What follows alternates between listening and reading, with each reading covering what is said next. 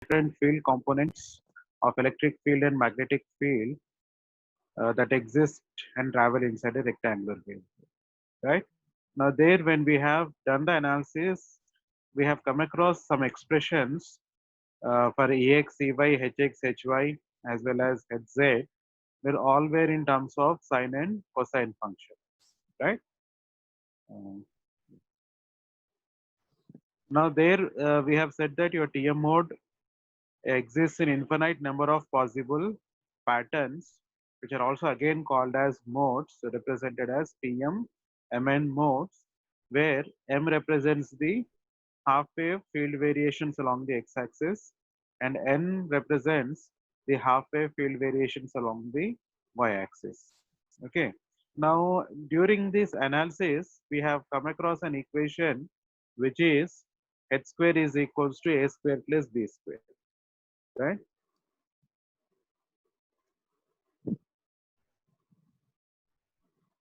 Okay. Now, h square was equals to a square plus b square, and we have termed this equation as characteristic equation of waveguide, and we have also made a statement that this equation is going to be later used to obtain the waveguide parameters. Okay. So today we are going to look into the waveguide parameters.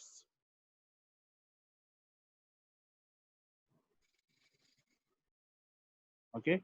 So for that we are going to use this equation h square is equals to a square plus b square. Okay. Now we have actually had the values of these three terms, right?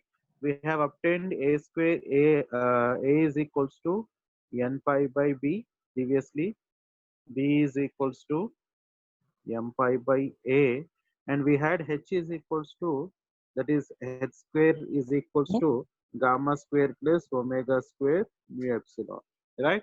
We got this when we had expanded the wave equation.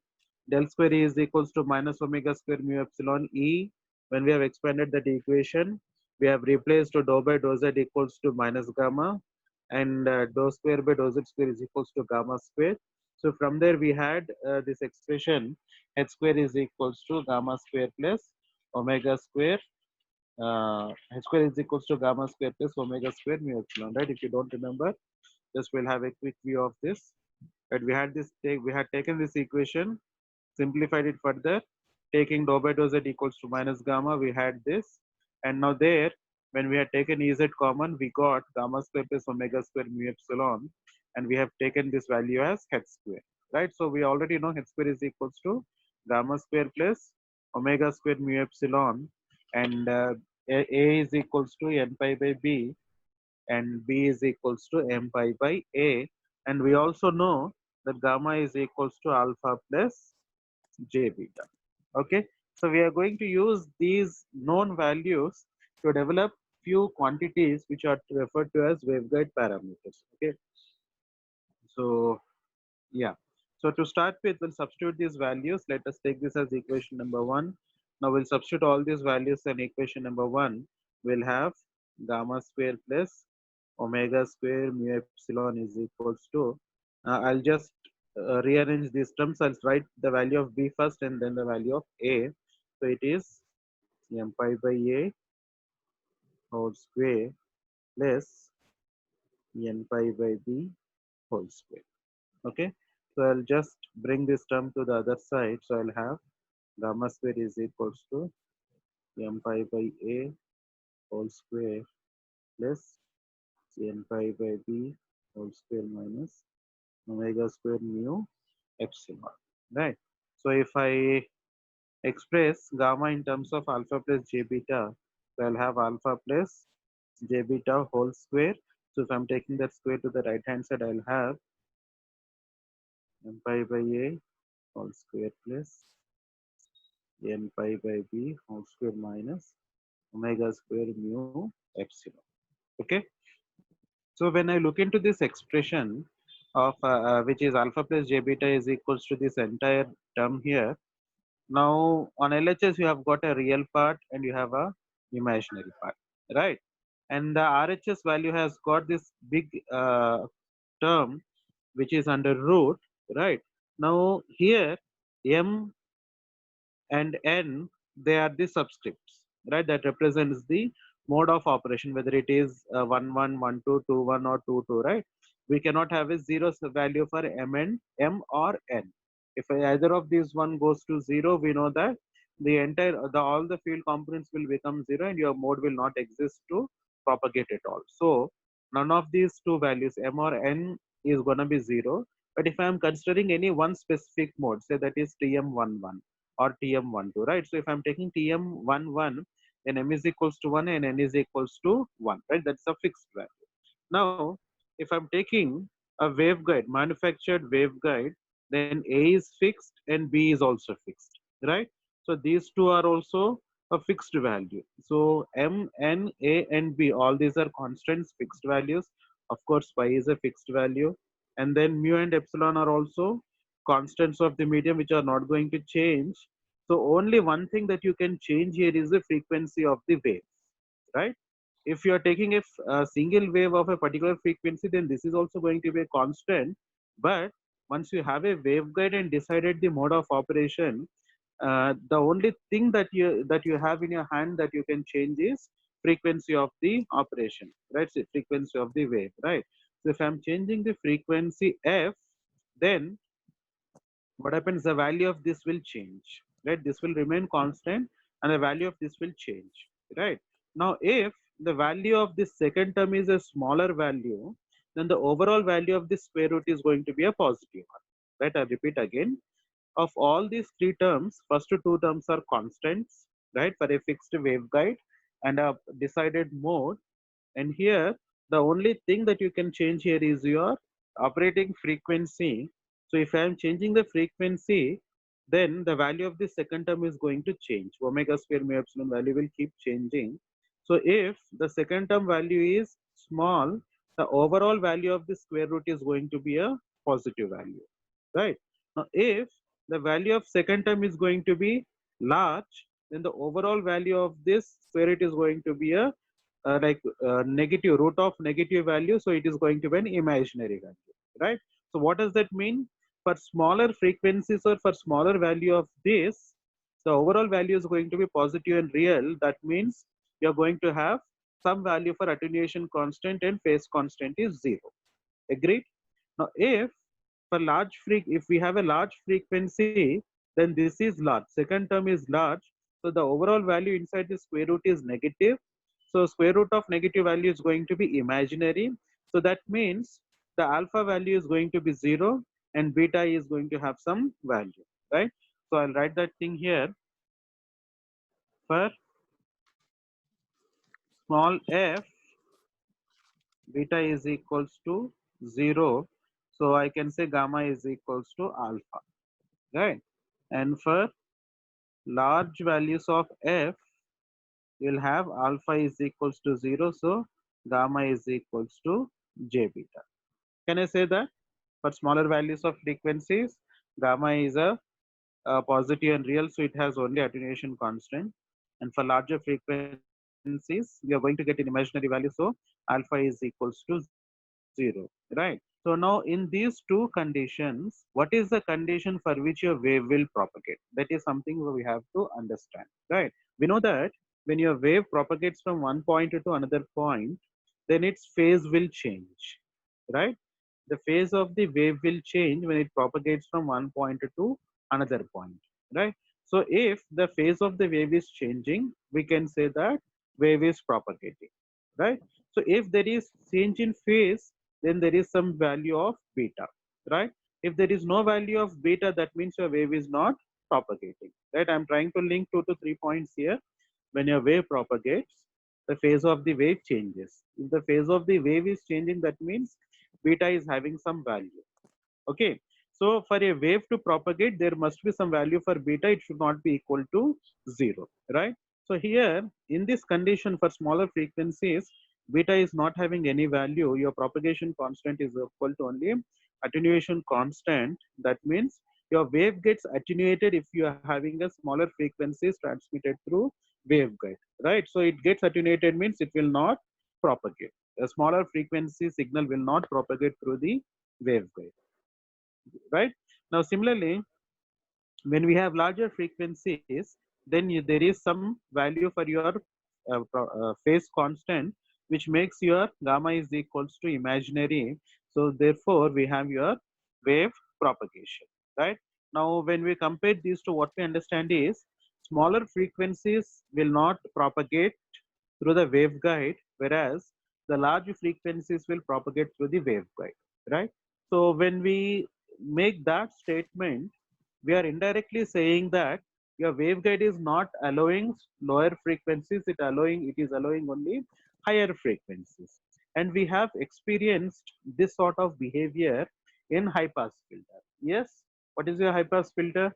Your high pass filter allows only the high frequencies, that is frequencies above the cutoff frequency, and it will not allow the frequencies less than the cutoff frequency. So you find similarity in the behavior of your waveguide to that of your high pass filter, right? So as you have a cutoff frequency for high pass filter, similarly you are also going to have a cutoff frequency for a waveguide, right? So your waveguide is going to have a cutoff frequency below which, if the operating frequency exists, it will not propagate, right? So if so there exists a cutoff frequency,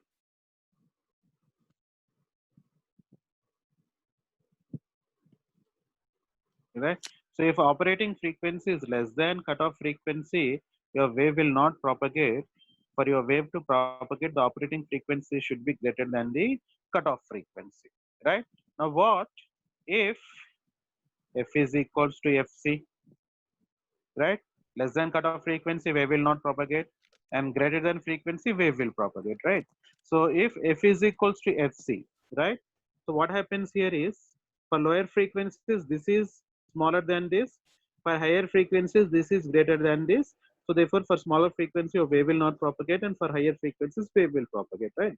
So you may come across a one particular frequency where the value of this is equal to the value of this, right? For smaller frequencies, this is greater than this. For higher frequencies, this is greater than this, right? So at one particular frequency, the values of these two terms are equal, right? So the frequency at which this part is equal to the second part, that particular frequency is what you're calling it as cutoff frequency, right? So when f is equals to fc, the difference between these two will be equal to 0. So therefore, your both alpha is equals to 0 and beta is equals to 0. That means your gamma is equals to 0, right? So if f is equals to fc, gamma is equals to 0. So therefore, I can write that as root of m pi by a whole square plus n pi by b whole square minus omega c square. I'll represent omega as omega c, right? Omega c square mu epsilon is equals to 0. Okay. So when I take this, I can write this as n pi by a whole square plus n pi by b whole square. Square root is taken off, so I can write this as omega c square mu epsilon, right? So from this I can write omega c square is equals to 1 by mu epsilon into n pi by a whole square plus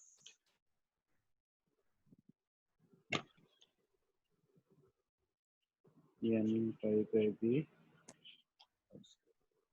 So omega c square is equals to 1 by mu epsilon into m pi by a whole square plus n pi by b whole square, right? What we are trying to find out here is, we are trying to find out the value of cutoff frequency, which is the frequency limit from where your wave will start propagating, or I can say in other words, that is the frequency limit up to which your wave will not propagate, right? So fc is the highest frequency limit up to which your wave will not propagate, or other way around I can say it as, it is the lowest value of frequency from where your wave will start propagating. I'll repeat again. fc is a limit, cutoff frequency is a limit, right? So it is the limit of lower frequencies up to which your wave will not propagate, or it is the limit of higher frequencies from where wave will start propagates. Right? I hope I'm making sense. You guys able to follow? Yes, sir. Yes. Okay, good. So now we have this omega c square. From this, we'll try to obtain the value of fc, right? So omega c is equals to 2 pi fc. So I can write this as 2 pi fc whole square is equals to this entire thing. So 1 second.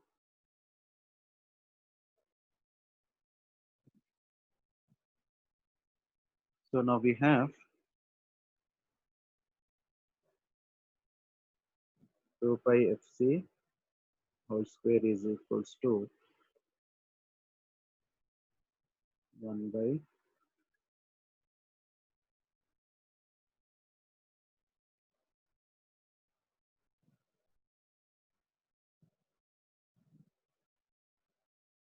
1 by 2 pi fc whole square is equals to 1 by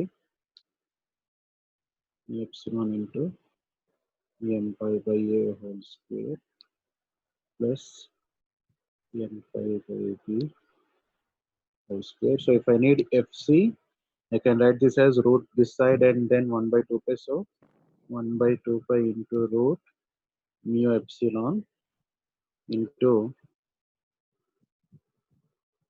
root of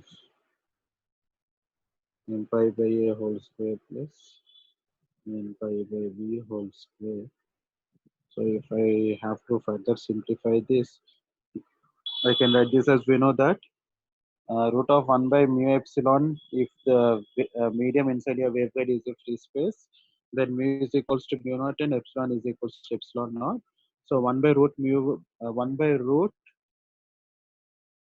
mu epsilon is equals to c, that is velocity of your electromagnetic wave in free space. So c divided by 2 pi.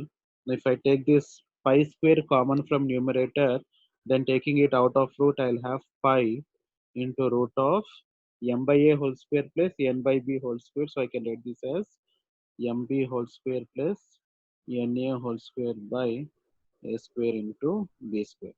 That I've taken the LCM and I have rewritten this expression. Okay. So pi gets cancelled. So I'll have here c by 2. If I take this a square plus b square out of root, I'll have a AB. into b. So c by 2ab into root of mb whole square plus na whole square. Right. So this is the value of your cutoff frequency. Okay. So this is the final value. If it is difficult for you guys to remember this, then you can conveniently refer to this equation also. Fc is equals to 1 by 2 pi root mu epsilon into these are the values of a and b, right? That way also you can remember. But this is the equation that we are going to use very often. Okay.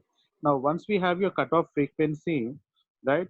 So correspondingly, there is going to be a wavelength which is referred to as cutoff wavelength, right? So this is cutoff wavelength.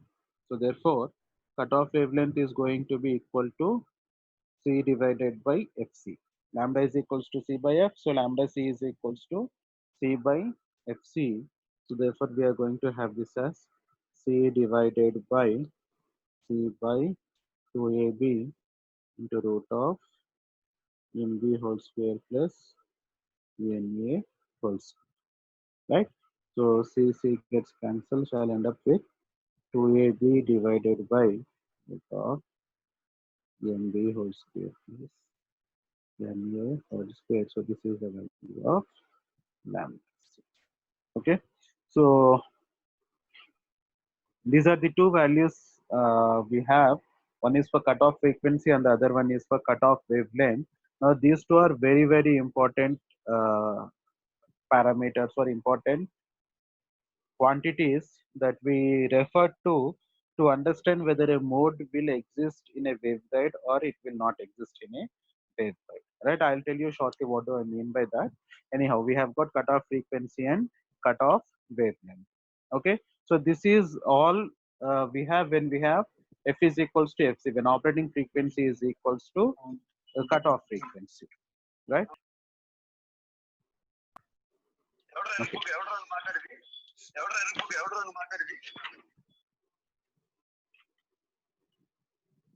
పాపం ఎవరో photo పెట్టేసి ఏదో అరుస్తున్నారండి ఎవరు.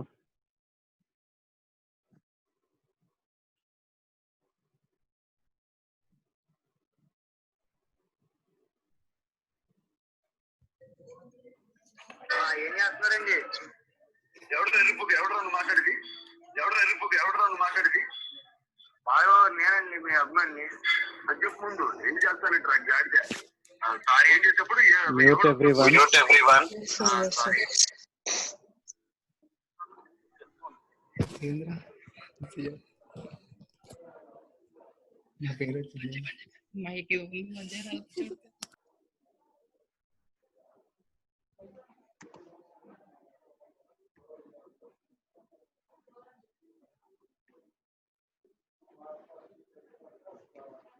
Sir, I have unmuted you.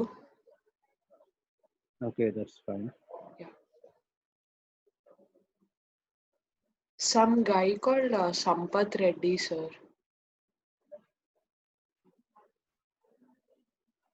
Can we remove from the meeting?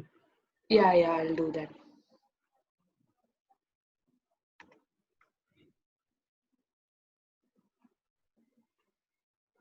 ఈ రాఖీ 266 ఎవరండి?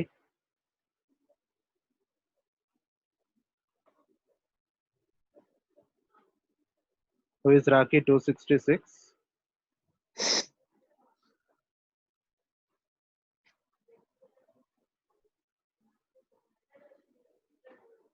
Should I unmute that guy, sir? Yes, please.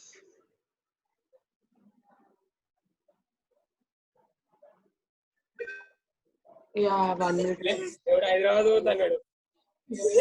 Who is Rocky 266?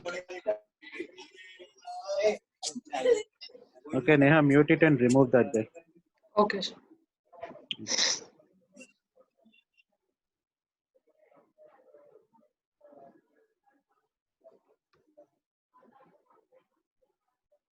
Done, sir. We can continue.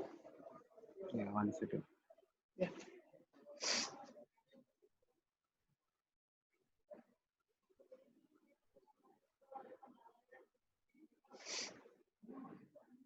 Then Neha, you can log the meeting. Go to meeting settings and log the meeting. Okay. Okay, 1 minute.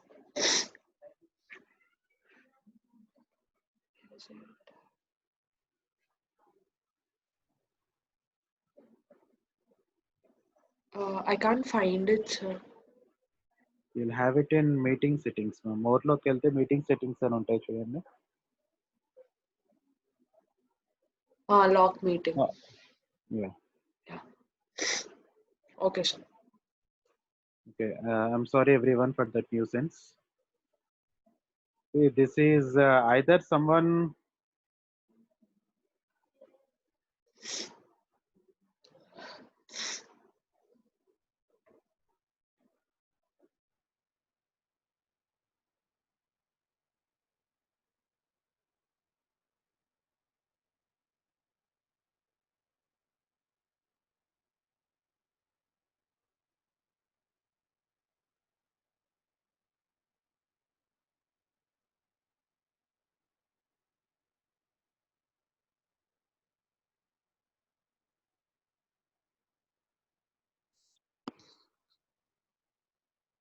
okay, you have, it seems like you have unmuted me.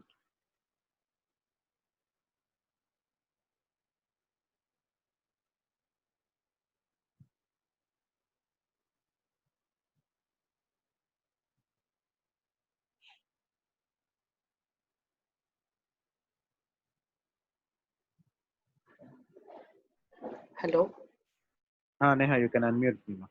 Yeah, you are unmuted, sir. Okay, so you heard what I spoke? No. No, okay, not an issue. So you guys can hear me? Who Yes, all sir. are unmuted? Make couple of people unmute. Okay, I'll unmute few people, sir. Yeah, make Bashwant unmute. You both are CRC, so you guys be unmuted always. Okay, sir. You can unmute a couple of more girls and couple of more boys. Somewhere around 4 to 5, 5 to 6 people. Yeah, I'll do that, sir. You can continue. Okay. So yes. So we have just had this derivation for the cutoff frequency at cutoff wavelength, right? And okay, so now what we have to understand here is when gamma is equals to 0, that is when f is equals to fc, gamma is equals to 0, you have the value for cutoff frequency fc is equals to whatever we got, right? So if operating frequency is greater than cutoff frequency, right? So when f is large, you are going to have gamma is equals to j beta. Okay, so taking this into consideration, what we have is we know that if f is large, or I'll say f is greater than cutoff frequency, we know that gamma is equals to j beta. So therefore, taking that expression, I'll have j beta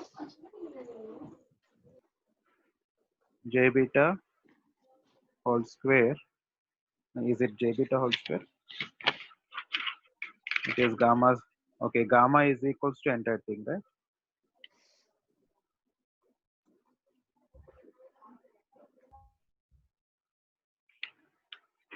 So we have this gamma is equals to j beta. Sorry, I couldn't find large pad today. We are having a little bit disturbance. So j beta is equals to, we have this n pi by a whole square plus n pi by b whole square minus omega square mu epsilon, right? We just had this value that omega c square, right? Omega c square mu epsilon is equals to this entire thing, right? Omega c square mu epsilon is equals to n pi by a whole square plus n pi by b whole square. So I'll replace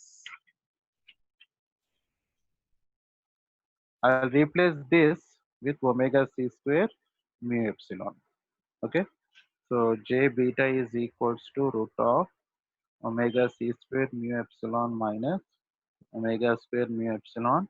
If I'm taking minus as a common factor, I'll have j into root of omega square mu epsilon minus omega c square mu epsilon, right? So from this we'll have the value of propagation phase constant beta is equals to root of omega square mu epsilon minus omega c square mu epsilon. So we have this value for beta, right? What did I do? If your operating frequency is greater than cutoff frequency, we know that gamma is going to be an imaginary. So alpha is 0, gamma is equals to only j beta. So taking j beta on LHS, I have taken the RHS as such, root of m pi by a whole square plus n pi by b whole square minus omega square mu epsilon. So here this value is equal to omega c square mu epsilon we have just obtained. So substituting that value for this, we have j beta is equals to root of omega c square mu epsilon minus omega square mu epsilon. So j beta is equals to root of j into root of omega square mu epsilon. I have taken minus common. So omega square mu epsilon minus omega c square mu epsilon. So beta is equals to root of omega square mu epsilon minus omega c square mu epsilon, right? So I'm going to use this to express the value, to obtain the value of propagation velocity of propagation, right? Propagation velocity, the velocity with which your wave will propagate inside the waveguide, right? So for that, what I use is, we know that velocity of propagation is v is equals to omega by beta, right? That is as a common thing for any wave, right? So v is equals to, which is the velocity of propagation, omega by beta, right? So so therefore v is equals to omega divided by beta value we have obtained as omega square mu epsilon minus omega c square mu epsilon. So therefore I can write this as, if I take omega square mu epsilon as a common, so I'll have here omega root mu epsilon into, I've taken this entire term as a out of root, right? So omega root mu epsilon into 1 minus omega c square mu epsilon. So ఇక్కడ omega లేదు కాబట్టి denominator లో omega square mu epsilon So I'll have it as such. So I'll end up with omega cancel. So 1 by root mu epsilon divided by 1 by, sorry, 1 minus omega c square by omega square, right? So this 1 by root mu epsilon is equals to c. Omega c is equals to 2 pi f c. Omega is equals to 2 pi f. So I'll write this as 1 by root mu epsilon is nothing but c. Omega c is equals to 2 pi f c, and omega is equals to 2 pi f. So therefore I can write this as velocity of propagation v is equals to c divided by root of 1 minus 2 pi f c whole square divided by 2 pi f whole square. If I write 2 pi gets cancelled, so I'll have here f c square by f square. So I'll write this as f c by f whole square. Good. Now we also can write this f c as c by lambda c, and f is equals to c by lambda, where lambda c is cutoff wavelength and lambda is operating wavelength. So therefore I can write v is equals to c divided by root of 1 minus, so this is going to be c by lambda c and this is c by lambda, so it is going to reverse. So I'll have here lambda by lambda c whole square. Inverse అవుతుంది, cc cancel అయిపోతే 1 by lambda c కిందికి వచ్చేస్తుంది, denominator లో ఉన్న 1 by lambda లో lambda పైకి వెళ్ళిపోతుంది, right? So this is what we have for your operating, sorry, velocity of propagation, right? So is it going to be less than the velocity of propagation of electromagnetic wave inside the waveguide? Is it going to be less than the velocity of free space, or is it going to be greater than the velocity of free space? Less than, sir. Less than, you think so? Okay, let us quickly analyze. See, lambda c is your cutoff wavelength and lambda is operating wavelength, right? So if lambda, what is fc? fc is the cutoff frequency, which is the least frequency that is propagated through your waveguide, right? So if fc is the smallest frequency that is propagated, the lambda is the largest frequency that is propagated through your waveguide. Yes. So lambda is always less than lambda c, because lambda c is the largest wavelength that is propagated through a waveguide, means your lambda is always less than lambda c, right? So if lambda is less than lambda c, the value of this is going to be 0 point something. So 0 point something whole square is going to be even smaller value. So 1 minus smaller value is going to be what? Approximately 1 anocha. Hello, Yes, sir. right? So Yes, sir. suppose lambda is equals to 3 ma, and lambda c is equals to 6. అప్పుడు ఏమవుతుంది? 3 divided by 2, 6, 1 by 2. 1 by 2 is 0.5. 0.5 whole square is 0.25. 0.25. So 1 minus 0.25. అప్పుడు ఏమవుతుంది అది? 0.75. 0.75, right? Square root of. Okay, na. So square root of 0.75 is even smaller value, Yes, sir. right? So if the value is even smaller, then c divided by 0.00 something is going to be a larger value than c, Yes, sir. Yes, sir. right? So the velocity of propagation of your electromagnetic wave inside a waveguide is going to be the what you call larger than the velocity of electromagnetic wave in free space, which seems to be very impossible, isn't it? Because we know c is the largest velocity with which your electromagnetic wave can propagate, which is in free space, right? But here what we get is the velocity of propagation. Here what it appears to us is velocity of propagation inside a waveguide is